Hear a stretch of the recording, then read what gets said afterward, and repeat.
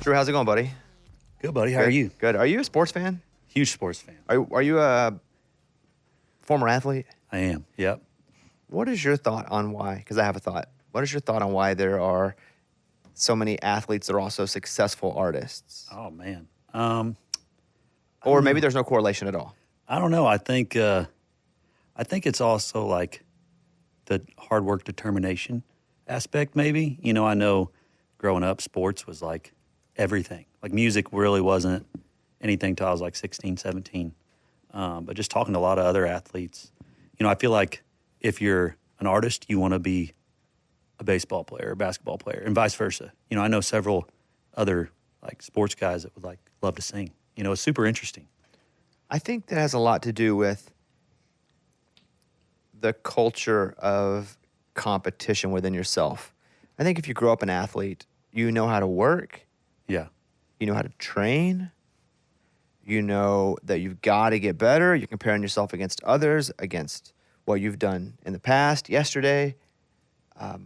Hard work is a big part of it. I mean, to be an elite athlete, it's not like even if you're super talented, it's that easy to still be an elite athlete. Yeah. I think that's a lot to do with it. And I only ask that because I get a lot of DMs of people just asking me random questions. And one of them was that. It was, oh, wow. Why are there so many athletes / artists? And I think those cultures mix well together. Yeah, I do agree that the challenge aspect of like competition, there's always, as much as we don't want to do it, and we always say we don't look at the friends around you, some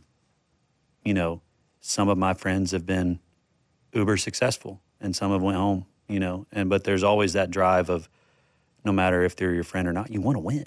It's like you got a pickleball court, you're talking about. It's like no matter who you have on that court, you're going to try to win. Yeah, I'll kill you.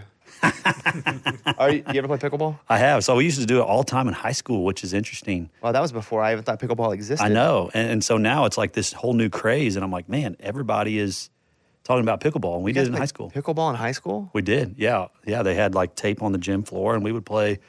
We played in high school like 12 years ago. Where'd you grow up? Grew up in Southern Illinois, Patoka, Illinois, booming metropolis. What's that near? How far is it away from somewhere that I know? Probably, have you ever heard of Mount Vernon, Illinois? Or St. Louis, about 80 miles straight east. Now we're talking. Or straight east. Of St. Louis. St. Louis. We were in St. Louis 2 weeks ago, and what was annoying to us was, because we went to work out with the Cardinals, which is super cool. They invited us up. We got to love that. Work out with the Huge team. Cardinal fan. Are you? Massive. It's cool. I'll give you a couple of stories then, but we were there, and we wanted to bet. We couldn't because it's not legal in Missouri. And have a big deal with DraftKings. And they were like, just drive over the state line. Not the Cardinals, by the way. It wasn't the Cardinals that said this. But we were doing a podcast there out in front of the stadium before we went into work with the Cardinals. And Eddie and I were so frustrated because we couldn't bet inside Missouri. Because you can in Tennessee. Yeah. You can in Illinois. And they were like, just you could. drive They across. have like boats there? I guess at the boat. The boats. You can bet if you're makes on sense. the water. Okay, that makes sense. Which is also the most ridiculous thing because growing up in Arkansas, there was no gambling in Arkansas except for the racetrack, the horse racetrack, but nothing else. You could only gamble on horses in this one spot. So we would drive to Louisiana, and even in Louisiana, you couldn't gamble unless you were gambling on the water on a boat. But it wasn't really a boat. It was a big, huge, like old school. It looked like one of those old Civil War. It doesn't move. It just stays there. It's not really a boat. It's barely floating. Yeah, but because it's on water, they allowed you to gamble on it. That's funny. What was home like for you? Parents together? Parents together. Yeah, I was very blessed. Man, I had a great family, very Christian household. We were farm family, so my grandpa farmed. And What did he farm? He farmed corn and beans, and we had cattle. 100 head of cattle or so we did a lot of work on that. And it's, I always tell everybody a lot of music, kind of comes with that. We were not rich farmers, it was old tractors and... Do you have a combine? Yeah, old white tractors. And they would break down like every year, like something would break and it would be like, well, we're just going to try to fix it, and see if we can move on. That's how I always felt about music a little bit too, kind of interesting of like something always breaks, something doesn't go your way, but you got to get the crop in. You got to get it out. Did you have a new combine? Oh, no. Did you ever get to it? We had this old Gleaner, all right? It's called a Gleaner. And I'll never forget one time my grandpa was combining the field. It was wheat, and sparks were flying out the top of this old combine. And I had one of my best friends with me, and caught the whole field on fire.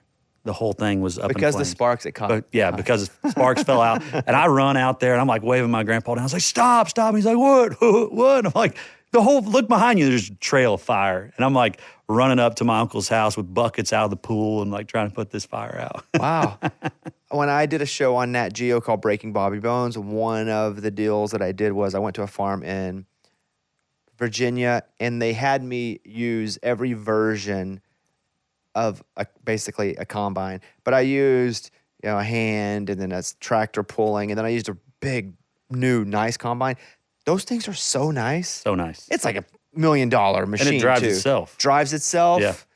GPS. It's air conditioned. You just sit in and basically turn the corner. It's like an anesthesiologist. You're trained for if something goes wrong.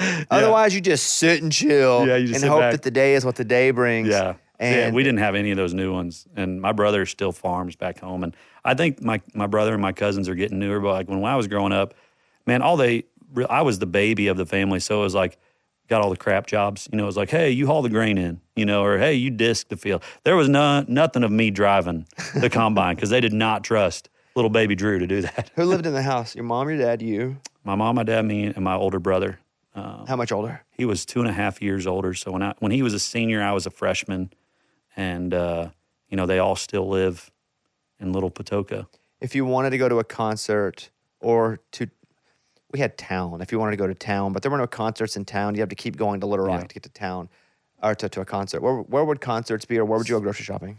Well, school, if we go school clothes shopping, we'd go to St. Louis area, like Fairview Heights. Hour and a half? Hour and a half. Yeah. Yeah, or concerts, Verizon Wireless, Amphitheater I don't know if it's still called that or not, in St. Louis area. That's where we would go to watch Toby Keith, and Trace Atkins. That was one of my first prominent concerts, was watching them.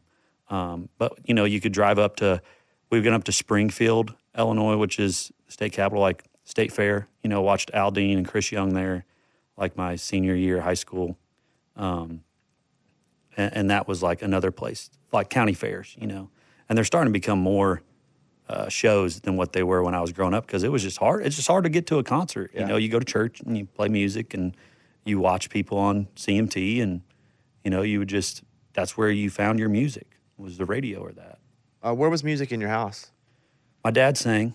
My dad sang in church, and so I just wanted to sing in church too. So I started singing in church when I was, I think, first time I sang was first grade Christmas program at my school. And then that turned into anytime there was a talent show in town, or anytime there was, a church function, I would lead worship. Did your dad want to be a singer, or was it just something he liked to do since he was home? He just liked to do it at home. Yeah, I just think he liked to do it. He liked to sing Southern gospel music. So lots of old cassettes of the Cathedrals and Statesman Quartet, and he just loved singing, Southern gospel, church music. So it was just something he was passionate about.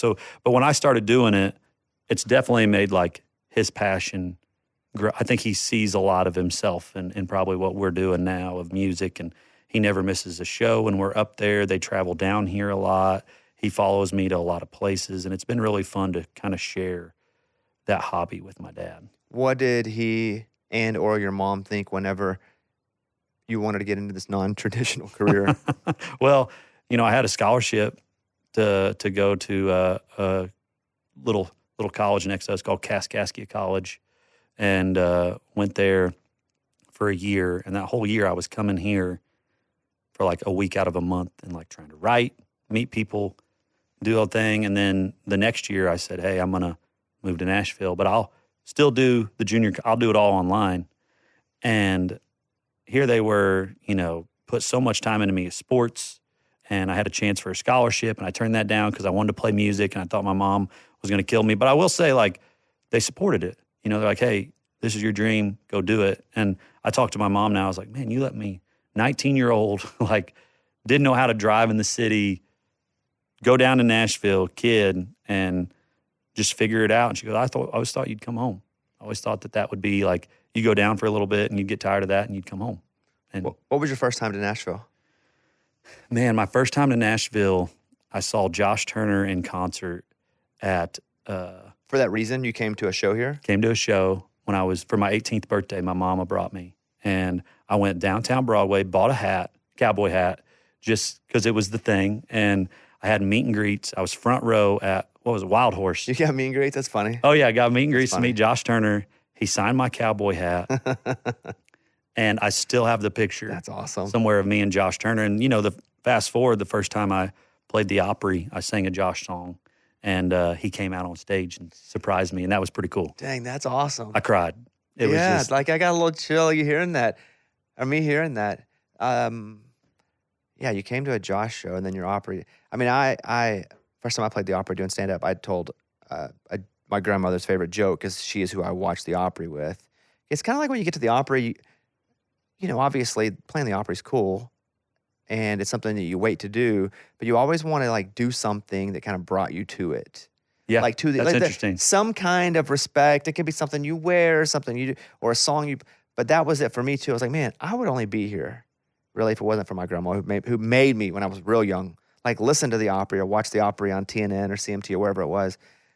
And to you played a Josh Turner song. It's the first concert in Nashville. Yeah. That's freaking cool. Yeah, and I haven't really told anybody that story, about seeing Josh Turner first at the Wild Horse, but it was just, That's awesome. I always covered Your Man at every karaoke thing there ever was. That was the go-to song, and so I sang it.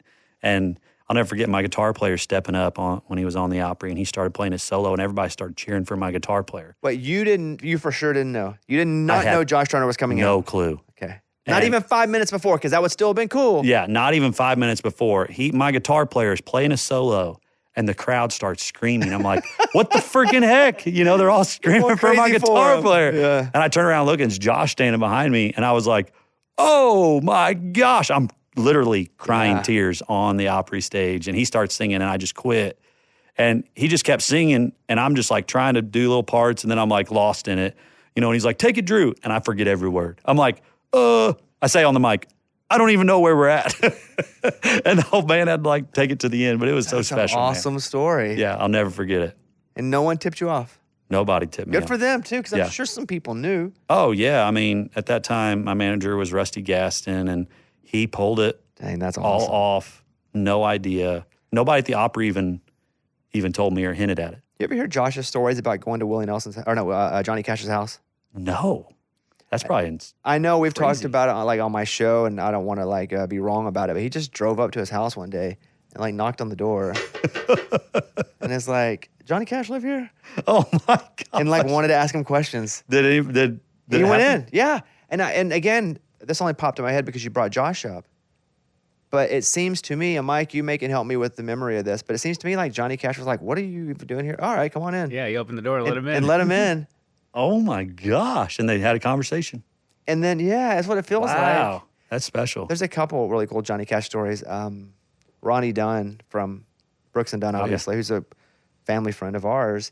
He said that he moved here and he had been doing music in Oklahoma and Texas and kind of the Arkansas region, but really just there. His girlfriend, then wife, was really good friends with June. Wow. And so he came and he lived with Johnny Cash. Holy crap. Yeah. Ronnie Dunn did. Yeah. Wow. Did I say Ronnie? Yeah, Ronnie Dunn. Okay. Yeah, Ronnie Dunn. And so there's a little house on the property, and so he could live in that house, but he'd go over to Johnny's house. And he'd be like, Johnny's watching CNN, just hanging out, and Ronnie Dunn was just sitting on the couch with him. As Johnny Cash was watching CNN. And Ronnie was like, yeah, it was weird because that's Johnny Cash, but also that was my wife's friend, and that's who said if you're coming to Nashville, come stay with us. How wild is that? Wow. Yeah. I mean, talking about your heroes, that's cool. That's pretty cool. You and Josh, did you guys ever become buddies at all anyway? Yeah, I mean, could you ever call him and just be like, what up? We didn't. I don't have Josh's number. We've played several shows after that together. We played one this past year, and just catching up. And I remember one time I was down. My producer was living in College Grove, and this was after I played the Opry, and I'm pumping gas, and I look on the other side, Josh, and I'm like, he's like, hey, Drew. Hey, Drew. Yeah, I was like, what are you doing, man? He was like, man, I did live out here, in this area. And he's like the most normal guy, Josh. Yeah, is. Like it was most just normal. They say don't meet your heroes, but he was so cool to me. And, I know he was also like, I just saw, Scotty McCreery got inducted into the Grand Ole Opry as a member, and I saw Josh came out for that. He's just a really good dude, and I think that's what excited me after I met him was like, he's still a good dude. Yeah, and Josh is even more normal than you think he's going to be, even when you know he's normal. Yeah, because you just think hear this big voice out of him. You see tons of hits, respected by everybody, and just like, man, super normal dude, family man, loves his wife, got his kids, tours that way. And he must have so much testosterone in his body. To have that voice. Like to have that voice. I mean, just dripping with testosterone. Coming out. Yeah. That's amazing.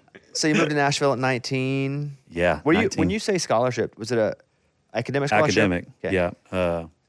Just smart kid. He's pretty good. Valedictorian. Pretty good at school. You were valedictorian? Yeah, valedictorian. I'm not surprised. I'm not going to tell you of how many, but my graduating class was like 50 kids or so. Yeah. So I went to a small school. Yeah, mine was 22. Okay, listen, you're still talking about better than 95%. You're in the top 4%, basically. Hey, we'll take it, But it was, I was valedictorian. Always really prided myself in learning and studying, kind of like with this business, of coming here and just really learning the business. And I just didn't want to be an artist that just sang songs. Like I looked at Toby Keith. He learned the business, had a great business mind, and that was something that I really wanted to dive in and learn into. First concert, was it the Toby concert? It was, yeah.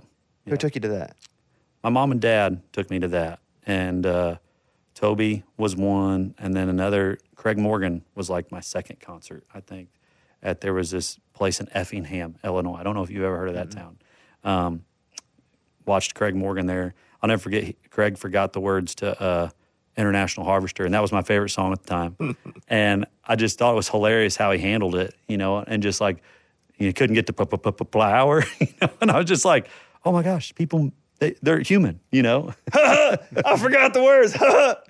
I love Craig, man. That him. Guy's awesome. I was looking at the chart success of your current song, She's Somebody's Daughter. I did not know, is this, what is your highest charting song? This is it. Oh, it is? Yeah, I've never had a top 40. Oh, I did not know that. I just suspected you've had, in the most complimentary way, I'll say, I suspected you had a couple. Oh, man. Well, thank you for saying that. But been here forever. Super congratulations. Thanks, man. Yeah. But what stuck out to me was, and you can define what this means, I was reading that you were a bit self-funded. All of it. Yeah, really? Myself. Well, She's Somebody's Daughter came out in 2019.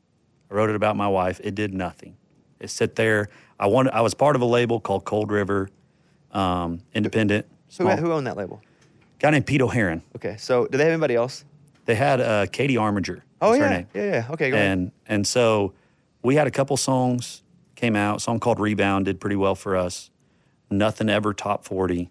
We got to 42, I think, was our highest song. And, I did all the radio tour. I met everybody, all the things. And that label closed down in 2019. Right around the time I put this song out. And luckily, praise the Lord, like that was going to be my single. But I'll never forget, I sang the vocals of She's Somebody's Daughter. I go out and sit in my car. I pull up my email. And on Country Air Check, which is for everybody out there, it's like tells radio everything that's going on. There was a girl named Tennille Towns that had a song called Somebody's Daughter going for ads. Somebody's Daughter. Yeah, and I was like, you got to be freaking kidding me. This is my favorite song. So it just sit there it did nothing. And then me and my wife got married in 21, and I made a wedding version so she could dance to it with her dad. Wait, 2 years? It's that? 19 to 21? 19 to 21 it sat. It did nothing. And it was on Spotify, but I didn't really talk about it, did nothing with it. And then 21, we got married. On our honeymoon, I post a TikTok, and I just say, hey, if this gets 3,000 likes, I'll put it out on Friday, just trying to tease. It was Wednesday. I woke up Thursday and had almost 10 million views, and the video had 1 million likes. God dang. And I was like, oh my gosh, I'm crying. And me and my wife are dancing in our little condo, and I'm thinking. Rewind that for a second. So you do your video saying, I'm going to put this out. Now, being transparent, it's probably already going to come out Friday. That's the plan. Yeah. Yeah, the song's already coming out, but you just hope. Yeah. reaction happens, you know. And so what day was this? Wednesday? This was a Wednesday night. So Wednesday night, you make the video. Yeah, in my rental car. Like, not extravagant at all. I said, my wife danced to this at our wedding last week. If you guys like it, it's coming out Friday. And how was it positioned? Are you sitting in the car and you turn the radio up and you play it over the top? Or are you singing? I'm lip singing it. Got it. Okay. Yeah. And then when did the 10 million views happen? By what day? Thursday? By the next day. That's crazy. Crazy. And mind you, I'm like, I don't look all night because I haven't had a video do that. You know, I'm just thinking like, I'm going to wake up the next day. Obviously, I'm with my wife. It's our honeymoon. We're enjoying it. And I wake up and I look at her and I'm like, wow, Katie, look at this. And I pull it up and my followers jump like 100,000. Did you think that something may be wrong with your TikTok account? No, I was just like, holy freaking crap. Yeah. I didn't know what was going on. I've never seen a video do even, like I've had some pretty successful videos. Like if I get 500,000 a night, I'm like, this is awesome. I would think that there was something wrong with my TikTok if I had 10 million in a night. Yeah, it was just like I've never seen it. That's awesome. And, you know, that was early on in TikTok land. 21, you know, they were kind of, I feel like they were letting videos go more than they were now. And, dude, you know, I started getting calls from some, mind you, every label in Nashville is shut down. It's COVID pretty well. Music ain't really happening. It's kind of starting to come back. But I started getting calls from LA labels every day. Like, hey, man, we see your, because the song comes out Friday, right? It jumps up on streams because this video is reacting. And I don't have a manager. I don't have a record label. I don't have a booking agent at this time. It's just me. And this goes kaboom. And I'm sitting here like, what do? I hope I get a record deal. And nobody calls. Like all LA would take the call and they're like, hey, we want to get Universal Nashville involved. And then when we come to Nashville, they'd kibosh it. They would be like, no calls from Nashville. Be Warner LA, Elektra, they would call. They'd be excited. It'd get to Warner Nashville. Warner Nashville would do nothing with it. Why do you think that is? Man, I don't know. The only thing that I can guess is I had a shot. And I had 3 singles at radio, and none of them did anything. And I'm thinking, you know, Nashville is kind of that town. If you get one shot, yeah, you got to be shiny. You got to take advantage of your shiny time. You got to take advantage of that shiny time. And if you don't get that, then they're going to find the next shiny kid. That would have been my theory too. And also, it was before TikTok had this history of having some worth and the making, not the making, but the highlighting and labels investing in artists and then them having success. Yeah, I mean, at the same time this was happening, Priscilla Block was having her moment, you know, Bailey Zimmerman was having his moment. Me and Bailey were real close. He was from my hometown area and, you know, we were talking about it and at that time he's getting calls from some of the same people that I were in LA and I was just like, I would go have these label meetings and it would be like, well, we want to see you do 1 million streams a week. And it's like, oh, it's been out 4 months and it's got 16 million streams.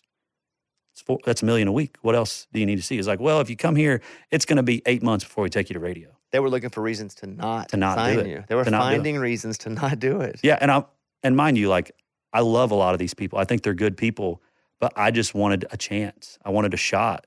And so 2021, I don't have anything. I decide to post on socials and I say, I'll play in anybody's backyard that wants to have me.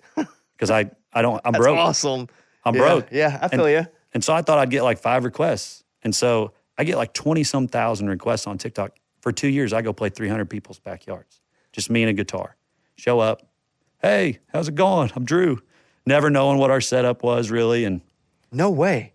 Yeah. You would just fly to their house and play in their backyard? Play in their backyard. Yeah, I did like 300 and some of them. Just take whatever money they gave you? Yeah, it started off that way. Of like, hey, whatever you could give me. And then I was like, this is what I need. Because there were some times I would lose on it. And so I'd be like, this is what I really need. $2 or $3 grand to pay for me and my tour manager. And I will come play in your backyard for 75 minutes, play cornhole, eat barbecue. And that's what you did for 2 years? You flew to people's houses and just play in the backyard? Just play in their backyard. Clip that clip, Breed. We're going to get 10 million views tonight when we post that. Well, it was like, there was a stint. After I got married, after our honeymoon, I fly home. My tour manager picks me up in my Sprinter van, and we go play 20 backyards in 19 days. We went all around the country. There was a day we played 2 shows in that same town. in different people's backyards. But we played 20 backyards in 19 days. And mind you, I'm just playing. Everybody will have me. Hey, if this is what I need to get there, they'd say yes. I'd drive there. I'd fly there. I'd go play it. And, I would make little T-shirts that had their little hometown, of, Mascoutah, Illinois, instead of St. Louis. It would put that on the back of the shirt. I called it the Baldridge and Bonfire Tour. And I just played 300 people's backyards. God dang, man, you are a winner. Nah, man, it was just, that's what I had to do to survive. That's what winners do. That's what winners do. That is one of the best stories that I have heard. Man, well, thank you for that. And then I was doing these backyards, and I played my first festival, back. I texted some friends that were promoters, and I was like, hey, I don't have an agent. I'll give you a good deal. Like, please let me play. And they gave me a couple fairs in 23, and I go play my first one, and everybody's singing every word to She's Somebody's Daughter. And I haven't really, I knew it was having this moment, but I haven't played for any people. I've been backyards. And it's been out since 19. It's been out since 19. Sitting on streaming platforms. Just sitting there. But then when I made these videos, what happened was I put my video out. Then this one girl in 2021, she posted the video. It was like her in the mirror, and it said, listen to these lyrics, girls. And then it acted out the verses. She's more than just a pretty face in a late night bar to show her in a bar. She's more than just a pair of tight jeans sitting in her car, and she'd be sitting in her car. Well, then the whole chorus is her growing up with her dad, pictures. And I would watch this video, and it had 5-6 million views. Brought me to tears. So I just duetted it. I was like, check this out. And then it started this daughter trend. Wow. And all these girls from Mexico to France to Norway to Sweden, all these different languages. It was bigger than the song at that point. It was bigger than the song. It was dad and daughter. It was dad and daughter. Wow. And then that happened for about 6 months. And then Father's Day-ish or something came around where one girl did a duet of her video with her dad's reaction. That got 10 million views. And then all those videos started doing their dad's reaction. Would you see the effect on streaming from when TikTok was blowing up with yours and you would see it, but then when these new versions, we'll call them these new viral movements would happen? Every time. You would see pops. Yeah, and luckily I own that. It was my little song that could. And every time new virality happened, I would see tick up. And then, like I said, fast forward 2023, here we are playing the show. I get off stage. I'm kind of frustrated at this moment because I'm like, what else do I got to prove to Nashville that I deserve to be on a record label, that I want to tour with people, I want to have an agent. And I start Googling. Not Googling, but going to my artist Spotify because you could see back in how many streams. I start counting up. It's like, dude, this song has 100 million streams.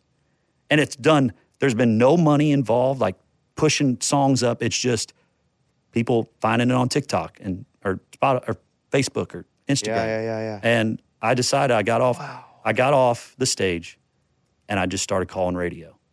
I said, hey, I got this song. I think I'm going to try to do it myself. Would you play it? They're like, dude, I think you're going to miss out on a lot of streams if you don't bring it to radio. Then I would ask radio. I'd be like, who should I hire? And they would tell me. So I just created my own staff. Paid for it on my own streams with my streams. And now we have a freaking top 20. Maybe this week might be top 15 record. Maybe my favorite story ever told. Oh my gosh. That's the greatest. That is you grinding.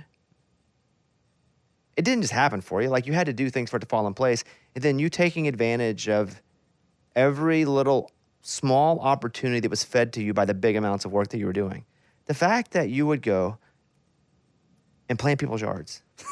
Well, what started that yards was, 2019, lose my record deal. I just came off a radio tour, and radio tour for everybody out there is it's miserable. It's tough. You got to go into every freaking radio station and act like every PD's the coolest guy you ever freaking met. It's hard. It's so hard. Yeah. But I come off this radio tour. The label closes. Well, I have this song that I put out the same time as Daughter. It was called Senior Year. And the hook of the song said, never thought it would disappear, senior year. I just meant live it up, kids. It's going to go by fast. Well, 2020 comes, all their senior years disappear. So it starts having this TikTok thing. So what I do is I get on TikTok and I'm like, hey, class of 2020, I'm doing Zoom concerts. Anybody wants a Zoom concert, I'll do it. So it was turning 7 or 8 Zoom concerts a day from my living room. I play for 150 kids at a time. And then some schools were like, will you come play our graduation drive-through? And I was like, sit on my butt. Yeah. So then I created a tour where there would be Florida would call and be like, hey, we want you to come play our drive-through graduation. So then I would look around surrounding areas and I would cold call front schools at their front office and be like, hey, I'm Drew Baldridge. I see your graduation is on July 17th and I'm going to be in town on the 18th. Do you want me to come play your graduation?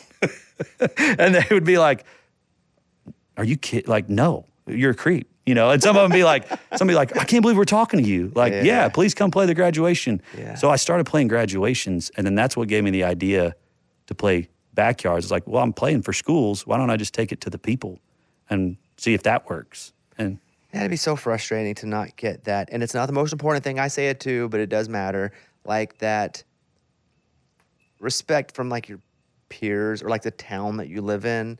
Like you do want that. It's not why we moved here, but it's nice to have people that you work alongside acknowledge that, hey, I'm doing pretty good too. That would be difficult that you are killing it, but no one will even look at. Oh my gosh, man! I can't tell you how frustrating, how much sleep I lost over, and my poor wife just supporting me through all this. But like going home and seeing all my friends and my peers being uber successful. And I'm so happy for them because I want that for them. We moved here at the same time. And I want them to be successful. But also being like, I got this song that's doing just what their song is. And I think it's a wedding version that really blew up. So they're thinking it doesn't really fit our model. It's not radio. It's not streaming. Because Spotify doesn't put me in one playlist until last week. Really? That's the first playlist I ever got.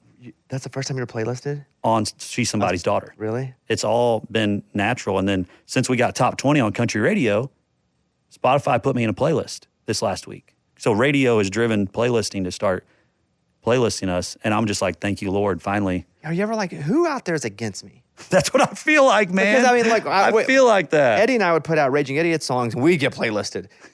And I'd be like, dang, I can't believe that. And here you are killing it. And you just now got I mean, if I were you, I would be like, okay, who's running this joke? That's what I feel like, and that's when I got to the point of like, screw it.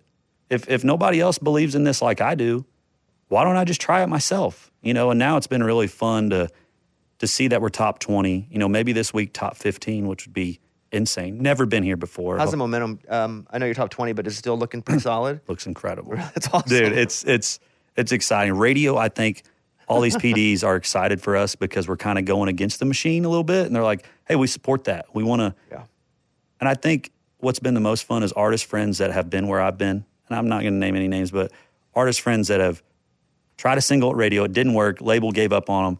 I get to talk to them and talk about strategies of ways to get their music out and help. And, if maybe we could take a single of theirs. I don't know what's going to happen, but it's just wild that radio has supported this song. I really think, man, I don't want to say it, but I think we could get number one. Really?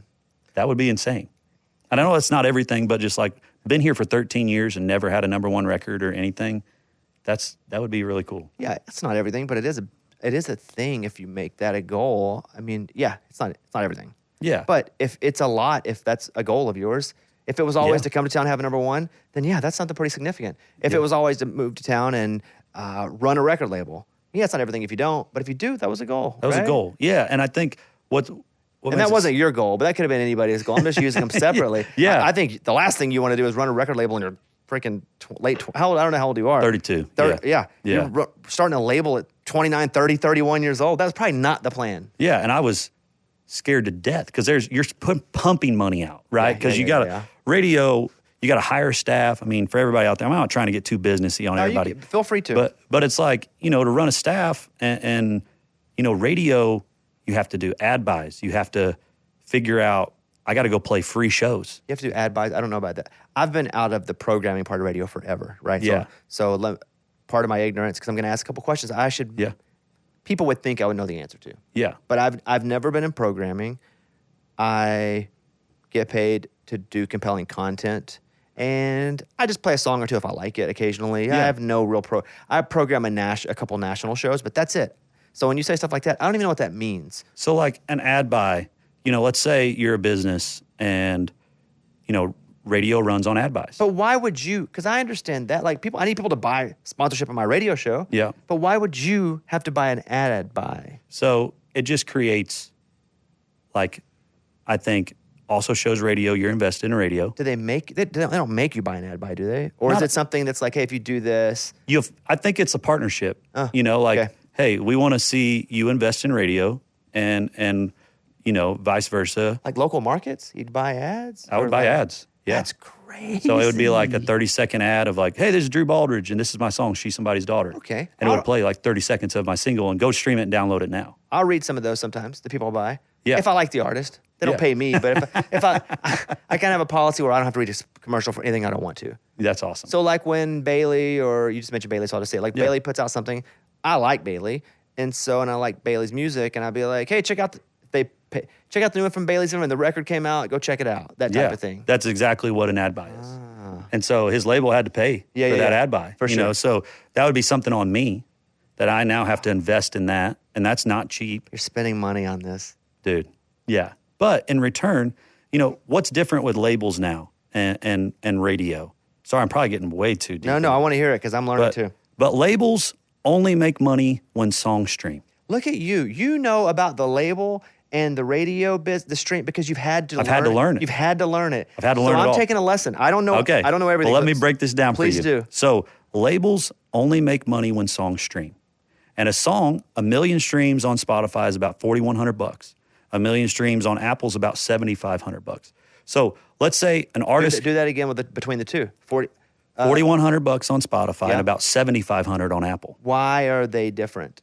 I have no idea. Apple supports master owners better. Okay. And so that's what's crazy is, mind you, master ownership, writer share is completely different. The person that owns the master makes the money. So labels are making printing money right now. And the writers are like making nothing. Yeah. But here's what I think, and what I've noticed is the big disjoint. Labels make money when songs stream. Labels don't make money on radio because the writer does. And so they only make money when the song starts streaming and from people hearing it on the radio. From people hearing it on the radio. But you don't get airplay. Like I'm just now getting daytime airplay and seeing my streams jump top freaking 20. So like I'm just now starting to see that. So when labels are coming right now, labels are going less and less. You have to see it. I'm sure you've heard this streaming story. We need to have a streaming story before we go to radio because they have to fund it. But when you sign a record deal, you give my last record deal, 84% of my master was to the label. So previous having you as an artist. Yeah, you're talking about with Cold River. And that was Cold Stone Creamery. Yeah. Cold Stone Creamery. Yeah. So it was like, okay, so I sign a record deal. I'm a new artist. I give 84% of my music to my label. I get 16. I have to give 4 of my 16 to my producer. So I have 12. So everything that a label puts into you, you have to pay it back, right? So let's say I drop in $120,000 on a record they've put in me and maybe some small radio tour. So I have to make that label $1 million to pay back the 120 because I only own 12%. And so what's really hard with that is because it doesn't count if you're making them money as part of their 86%. That doesn't count. Right. It only counts if you're making them part of that 12%. Yeah, that's how you can pay back. That's crazy. That's freaking crazy. It would take forever to pay it back. You won't. And that's why artists tore their brains out. Because the only time you get money is when you're on stage. And so there's lots of artists, maybe Taylor Swift now, but like lots of artists that will never see a dime because they're still in the red. Like they're not refunded. And so that's what's crazy right now is I think that artists, this shift in social media and this shift in artists now being able to own that master has changed the game drastically for labels because, hey, I can put a song out, She's Somebody's Daughter, and not have a label and get 100 million streams, and I own that now. I don't have to tour unless I want to and pick the markets that I want to. And I think artists are starting to see that, and I think the business is going to start changing drastically, and it already has, of artists being like, oh man, I can put this song out and make this money in streaming and watch my son play baseball in June. I just think there's a big shift that's going to come, and it's already starting to happen, of labels not needing that 84% anymore because it's really expensive to take songs to radio. So I get why they need a big chunk of it. Yeah. But if they're not going to take artists to radio and you're just going to be a streaming artist like some people are doing, don't give that 84% if you're an artist. Like There's no reason for them to just pay for a record and you give all that to them. That's wild to me. You're obviously a very intelligent guy. I can tell by Sorry, I'm probably talking way too much. No, I like it. I like it. And I can tell by listening to you talk that you're a very intelligent guy. Do you think you would have learned this had you not been put in the situation to have to learn this? No way. No way. Because I would have I sit back and I let my team do everything. You know, I had the manager, had everything. And then just like normal artist fashion, I'd be like, where are we at with that? Why am I not on tour with? And you're focused on artisting, right? To your so it's not like you don't want to know, but you've got, you know, when you're an artist signed to a label, you only have 100% capacity, and that capacity is on being an artist. Being an artist, creating, trying to record, trying to create content. So you're not being lazy, is what I'm telling everybody listening. You're just putting it all in one place, but you've had to learn how to put it in many different places to just get by. To get by, and it was like I had to put on a manager hat and be like, okay, how do I get shows? How do I create income?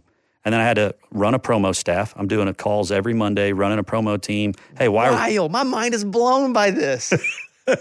Why are we not being played in Philadelphia? You know, like having those conversations and breaking it down and, hey, how do we attack that? And how do we go after that? And let's create a strategy. You're going to talk to them. I'll talk to them too. And so it's just been a really weird year and a half of having to do. And then like shows coming in and booking that and booking it myself. And, you know, what's most exciting, Bobby, is like being on this podcast with you, man, is a really big deal and a dream of mine. I think I'm your biggest fan. I'm going to tell you. Over like the last 20 minutes, my mind is blown at what didn't work turned into probably and possibly the greatest thing to ever happen to you in the most difficult way. Yeah, and that's what I talk about all the time to a lot of people is like, okay, what if Tennille wouldn't have put out Somebody's Daughter and I thought my career was ending because I didn't get to put out my song I loved? I wouldn't be here being able to have this story with this song 5 years later, and it's my own.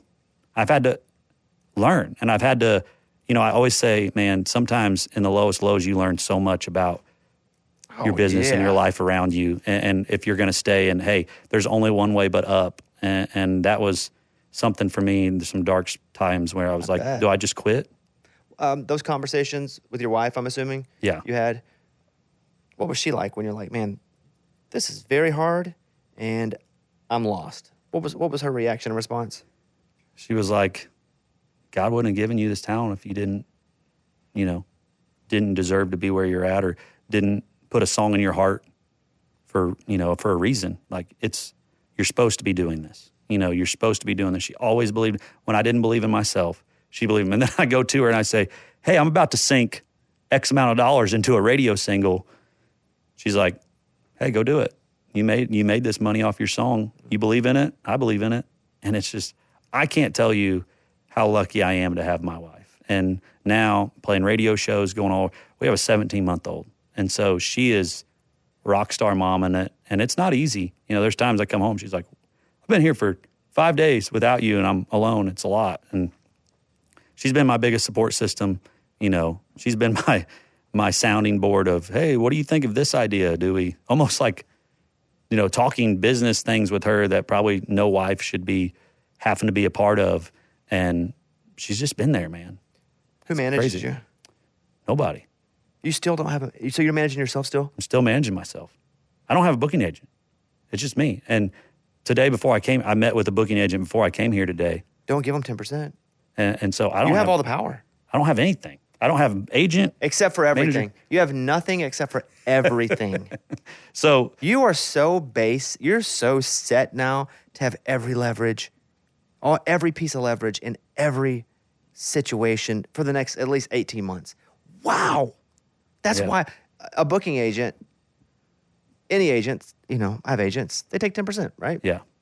If I were you, you can do it for 6 because you don't need them.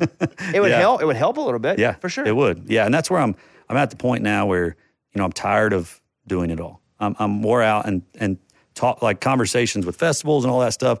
Like I have literally had like opening opportunities for artists and fairs. And the buyer comes to me and says, well, they don't want you on it because they want their William Morris act on it. And William Morris is a big booking agent that I was with for 5 years. They let me go. And I'd be like, dude, I was with them. And they're like, yeah, but you can't play it because they want their small act to play it. So we're going to have to put you on a side free stage. And you're like, what the heck? So obviously agents hold weight that I need to be a part of that. But it's also like, here, I've been alone for 5 years and tried to be a part of agencies and nobody wanted me, and I couldn't get any attention until I got top 20. Mm-hmm. And that's when, sorry, I'm probably releasing so much dirty laundry right here. I love it. And for everybody listening, there's CAA. I was with CAA for a long time. Yeah. There's William Morris. There's UTA. I'm with UTA now. That's who I just met with right before I came over here. Who'd you meet with? I met with all of them, I feel like. Matthew Morgan. Met with Zach Hartley. Yeah, how'd it go? Went really well. Yeah. Yeah, they're great people. I feel like, and again, we're just talking in the weeds here. I was with CAA for 12 years. Wow. And I was like, my agent, who was awesome at CAA, had risen in the ranks so much that she was like at the top of her like genre. Because when I met her, we were both kids. I never had an agent. My radio thing was going pretty good here. It's a national show, but I was starting to do a little bit of TV, and I was taking a little bit of a risk getting an agent that never had anybody, and she was taking a risk because who the heck represents somebody in radio with like a bad podcast and wants to do TV? So we kind of took a risk on each other, but she had blown up so much in the political world where she had all of these big political commentators and Gotcha. And it got to the point where that was her specialty. And then there was you. And then there was me. I was like the one person, and I had a very difficult conversation, even for me, because I loved her. We spent 12. You get very close. You do. To conversations every week. Yes. Yeah. And I was like, we tried to supplement other people, but unless it's your main person, it's tough. Yeah. And I was like, I have to open this up and take meetings with people. And even if I was going to stay with CAA, I couldn't stay with her because she was killing it so much. She didn't have the capacity. Yeah. To take you on. To do more things. Yeah, to at least, because she was so big in living in the political space. So everybody comes to you, and I go and I meet with UTA. And I felt like those guys and girls, but I say guys about everybody, they were bulldog, like grinders. I could feel that today. Like, they weren't the biggest, but they were big enough to be in the top category. Like, they were big enough to be in that, CAA, William Morris. Not the biggest, but not as big as William Morris, not as big as CAA. But I felt like they were going to go hard. Yeah. And I think one thing I've learned in this whole journey is that sometimes it doesn't matter the biggest. Like, it matters who believes in you the most. Yeah, you can definitely get lost in the big. You can get lost in the big. But you're exactly right. It's who is, so my agent at UTA, he goes hard. Who is your agent? So, but his name is Jerry. Okay. But Jerry is basically, it's kind of weird because I just talked about somebody, but he does a lot of sports people. Nice. He has Cowherd, and he has Rich Eisen, and all these massive, but he was a fan of the show, or would listen to the show, but he puts all of his effort. That's so cool. And that's what you want. That's all. That's all you can ask for. That's all. Dude, I'm so happy that you've had to go through all of this struggle, because now you have every weapon. Man, well, thank you for that. And wow, I'm your biggest fan. I mean, Bobby, thanks, man. And like I said, this was always, how I dream of having number one when I moved here. I've always dreamed of doing an interview with you. Oh, thanks, man. Have we ever done anything together? Never. I didn't think so, but sometimes people feel like, come on, man. In 2014, we stood 6 feet from each other. And you're like, how am I supposed to know that? On a street corner. And I'm like, I'm very sorry. No. I think nobody cares about me, so I'm not looking around being like, what's up, everybody? No, man. You're one of the most influential people in Nashville. And so just being here and talking to you and just being able to tell my story, this has been a dream of mine. And, since I started this and started climbing the ranks, I was like, man, if I could just tell my story to somebody and get it out, So you're managing yourself. Yeah. You're booking myself. Yourself. Yeah. You're, labeling yourself. The good thing is you probably have a 360 deal with yourself. I do, yeah. You get a little portion of your merch. Yeah. You get a little portion. Has this, with all the money that you've invested, I mean, are you doing all right financially? Yeah, I'm doing great. I think what's interesting is, like I was telling everybody earlier, of labels don't make money on radio, writers do. I wrote Daughter. So what I'm envisioning is, yes, it's costing me to send this song to radio, but I'm going to get that back because I own the rider's share. So that payment is always like 6 months behind, 7, 8 months behind. And so I'm envisioning of, okay, yes, it cost me X, but I can make X back. But also, instead of going out and making very little money, with a number one record, you can go out and be like, okay, now I'm worth a lot more, And so that's what I'm envisioning of, okay, yes, I had to invest in myself, but now I'm going to get the agent. How many writers on that song? 3 of us. Have you talked to any management? Or do you want a management company? I do, yeah. And I have talked to some managers, and those conversations are starting to go really, really well. That's a very delicate relationship. And for those listening, again, let's just go ahead and I'll weed out on everybody. So here's the difference, because I did not know the difference till I had to start getting agents and managers. Yeah. I literally knew no difference. And when people would talk about them, I'd be like, who cares? Yeah. Like when somebody, I'd like to thank my manager, I'd be like, what's that do for I you? don't care. And what's the difference that an agent and I don't care.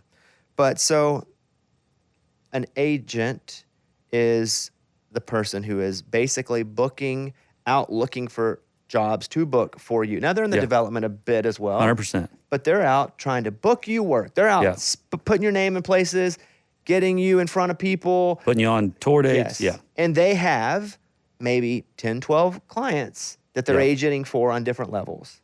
A manager is, in most cases, a much more personal thing. Yeah. Every aspect of your career. I took my executive producer of my radio show, Morgan, and was like, hey, I want you to go and leave the radio show and manage me. No way. Because she was doing, she was awesome. She was doing radio, but I wanted her, and like I was writing books and I was doing TV and I was doing, podcasts. And so I took her out of that job and I put her as my manager. Yeah. And so, but that's a very personal relationship because we've been together for, I went and spoke at a college at MTSU. She emailed the address. She was my assistant. My intern. That's awesome. Then like my fake assistant. She knows your whole business. Everything. And she's as consistent and she's loyal to wanting the best for me. She's not always loyal to my thoughts because she knows sometimes I'm an idiot. Yeah. So she'll definitely push back. But the management thing is so everyday and everything. Everything, yeah. And it's like, so that's a very delicate thing. And it's also like, you don't want to just find somebody because now you're having success and they're just going to jump in. You want somebody that's going to build with you. You want somebody that's going to be like, hey, when there's hard times, which everybody has hard times, they're not just going to ditch and run. Yeah. Like they're in it with you. They're not going to just be like, oh, I have 5 other clients. Drew, you go do your thing, and I'm gonna be good over here, And so that's a more delicate thing. And I've had some really good conversations with some great people, and I'm really excited about that because here's the deal. Like I was telling you, I'm a father. Like I end a 17-month-old son. Last thing I want to be is on phone calls at 8 or 9 o'clock at night, trying to talk to shows or trying to, send assets over to a venue that needs it. Like all those things that managers can be doing. I want them to be doing it. But like you said, right now we've been very lucky that I own this stuff. And if you start giving all those percentages away, it becomes a lot harder to fund a label. Yeah. It becomes harder to do all that stuff. And it's interesting. Met with Red Light yet? I had a meeting probably 7 months ago with them. And I haven't. Who'd you meet with? Met with a guy named Tom Lord. That's my manager. Is it really? That's amazing. How did it go? I like him. I like him a lot. But so they didn't call you back or what? They'll be getting a call from me. Don't you worry. Oh, dude. Well, please. Yeah, they'll be getting a call from me. Please, man. That would be huge. Like Morgan and Tom are my direct managers. That would be. Man, thank you. And it may not work out, but I'm gonna call them right after this and be like, "You heard this guy's story?" Man, that means the world to me. It doesn't even matter. It honestly doesn't even matter to me what you sound like, what your songs are. Hearing how you work, I think that's inspiring because you're good at what you do, right? A lot of people are pretty good at what they do. But a lot of people get told no or this won't work. And now you basically just took that as a not right now. Yeah, well, I think kept going. I let the no's drive. You're telling me no now. I'll show you. Like, I'm going to get there. What we should do, I should call Tom and be like, hey, you should call Drew Baldridge back. Like, I really believe in this dude. And then when he calls you, big time him. Big time. That would be hilarious. Never call him back. Don't answer. Just leave it as it is. Big time. He'll be like, I called him, man, and he never called me back. And I'm like, have you talked to him? Have Have you talked to him before? I didn't know. Have you guys ever talked? Well, yeah, like 7 months ago. Well, you messed it up then, you dummy. Oh, that would be awesome. That's hilarious. Well, like I said, I loved Tom. Yeah, he's the Like, greatest. his hang is awesome. But it just, there wasn't like kind of how I felt with the labels. Like, hey, I met with you and I like you a lot and everything's great. And then just silence. Yeah. What's your label called? Lyric Ridge. So Baldridge, obviously. And then my son's name's Lyric. So Lyric Ridge Records. Got it. You have a song with Bailey? Do you have multiple songs with Bailey? I've written songs for Bailey. For Bailey? Yeah. So me and Bailey grew up 20 minutes from each other. I saw his TikTok. Is he younger than you? Yeah. He's a lot. He's probably like 13, 8 or 9 right? years. He's like 13. Yeah, 13 years old. So funny story about Bailey. He grew up in Louisville, down the road from me. I didn't see it. I got a message from somebody back home. Was like, hey, there's another kid trying to do it. And so I watched his video and I was like, dude's got a cool voice, And so I was like, man, I wish I would have had somebody that I could have just really called on as an artist friend when I first moved to town. So I just shot him on Instagram and said, hey, bud, it's Drew. Here's my number. You ever need anything, you really want to do this, call me. And it wasn't 3 minutes later, oh my gosh, Drew Baldridge, talking to Drew. I can't believe you're on here, man. Like, so cool. Thanks for sending me your number. So I'm talking. I was like, dude, do you really want to do this? He's like, yeah. I was like, come to Nashville. Let's write songs. I mean, it's COVID. We'll just write in my house. So he came down. We started writing songs. He had a friend named Gavin Lucas who was also in his hometown. And we started writing songs out of my living room, and it was just I've never seen anything happen so fast for somebody. And he was calling me the next week. He's like, hey man, Warner wants me to have a meeting with him. And mind you, at this time, I am like trying so hard. Yeah. And I'm like, this kid's coming in here, getting meeting with Warner. I'm like, and I'm so happy for him. You got to be happy and sad at the same time. And sad at the same time. That's okay, because you can have two emotions about something. Yeah, and I'm so pumped for him. And then he was like, I got a dilemma, man. There's a guy here, and he wants to manage me too. He's like, I can't have a record label and a manager, can I? And I was like, yeah, dude, that's exactly what you need. And so he ended up signing with them, and it's just been history. And it's just been so fun to watch him go from braces and working on, pipeline. Yeah, and trucks. Having big freaking trucks. Yeah, he had a big following on social media because of his trucks. Yeah. And he was like, at that time he came to my house, he was only singing for 4 months. He's never sang his whole life, and he just started singing songs, and it started working for him. And then to watch, here we are now, he's selling 7,000, 8,000 tickets a night. Like, what a great story. And I tell you what, Bailey, for what he's had to go through of fast stardom, like that can wreck a person. I've seen it since being here for 13 years. In a couple of weeks, I've been here for 13 years. He's handled it really well, just like keeping a level head. And even when people have said nasty things on social media about him and they don't even know him, and he's just been the same good dude, positive through it all. I believe, and Mike, you can fact check me, I believe we were the first person, and I don't say this in like a braggy way, but we got him really fresh. I think we're his first interview ever. First ever, yeah. It probably was. Ever.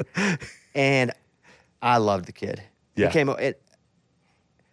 don't know, there was something about him when he came in, and I remember telling Mike, I was like, I don't know, even he was like, yeah, this is just happening.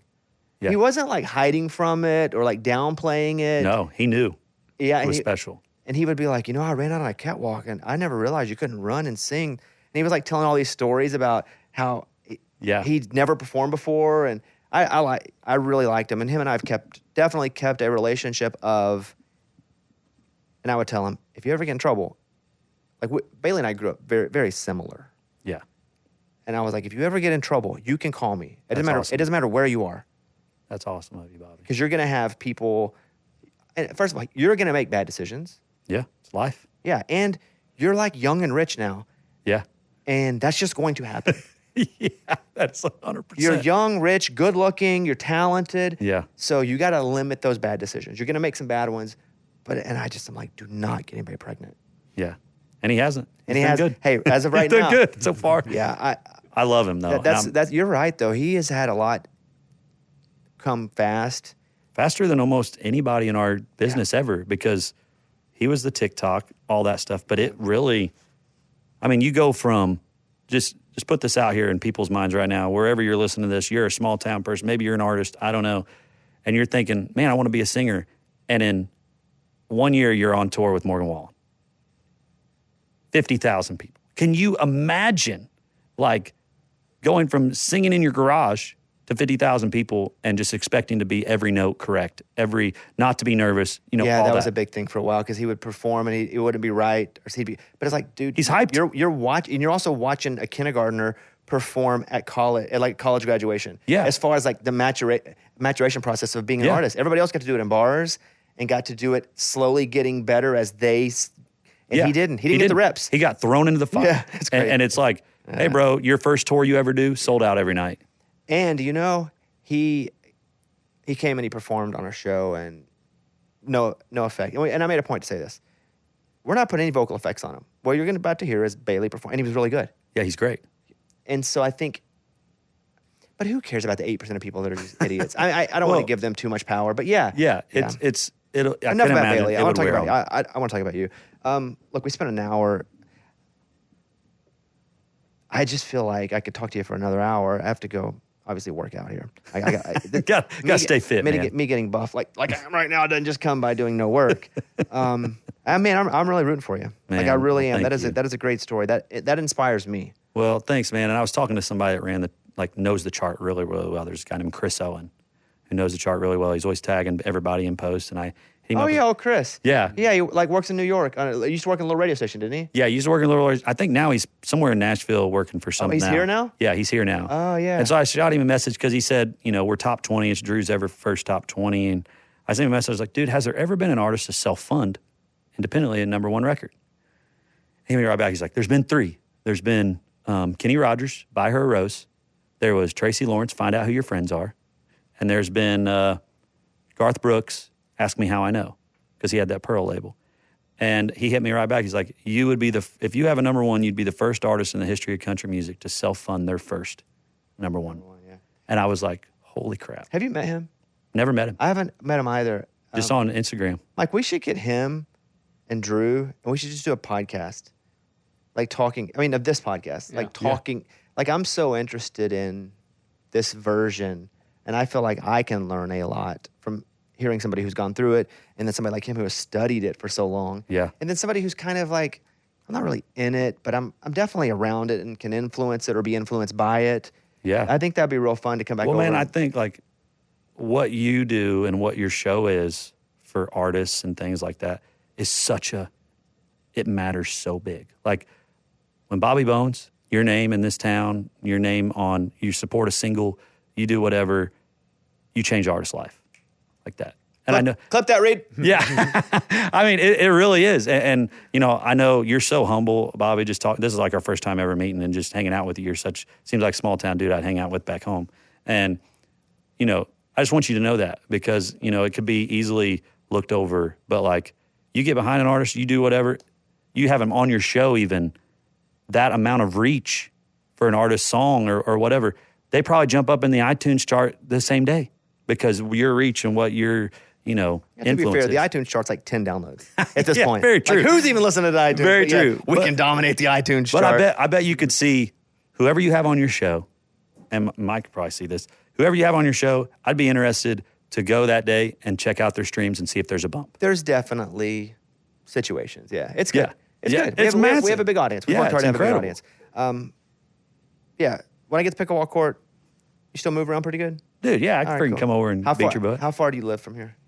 I live in Brentwood. I'm right down the street. Oh, you are? Yeah, it took me 5 minutes to get here. All right. Not bad. Yeah, I'd love that. I mean, you're a veteran. You've been playing since third grade. Yeah, since high school. Who knew it was the national sport of Illinois? Patoka. Yeah. No, well, dude, man, I'll I'll be paying a lot of attention to this now. I don't generally. I like doing this version because it's an hour long. This podcast does really good numbers.